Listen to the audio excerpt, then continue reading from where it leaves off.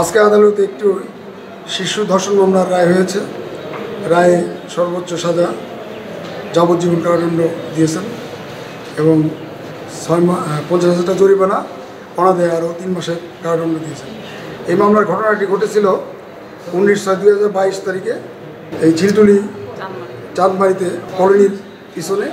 ঘটনাটি সংক্ষিপ্ত বিবরণ যেটি হচ্ছে যে এই ভিকটিম মডেল স্কুলের ছাত্রী। সে স্কুল থেকে আসার পরে 12:30টার দিকে সে চাঁদমারি ওই কলোনির পিছনে ওই দোকানে যায়। ওই দোকানে ভিকটিমকে এই আসামি ওই দোকানে বসা থাকে এবং তারা ফুসলিয়ে নিয়ে ওই দোকানের পিছনে চাঁদমারি পিয়ন কলোনির পিছনে জঙ্গলে নিয়ে তাকে ধর্ষণ করে এবং রক্তাক্ত অবস্থা পরে এই ভিকটিমকে উদ্ধার করা হয়।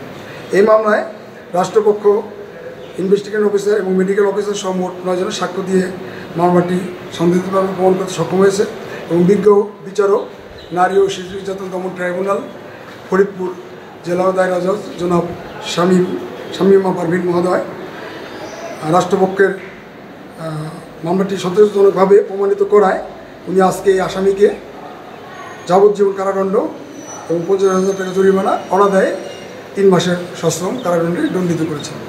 আমরা মনে করি যে এই আদেশের মধ্য দিয়ে রাষ্ট্রে এই যে ধর্ষকদের যে একটি সতর্কবার্তা, এটি আরও একবার রাষ্ট্রে প্রচারিত হবে, প্রকাশিত হবে এবং সবাই এই ব্যাপারে যাতে সতর্ক হতে পারে যে কোনো ধর্ষণ ঘটিয়ে পার পেয়ে যাওয়ার সম্ভাবনা নাই।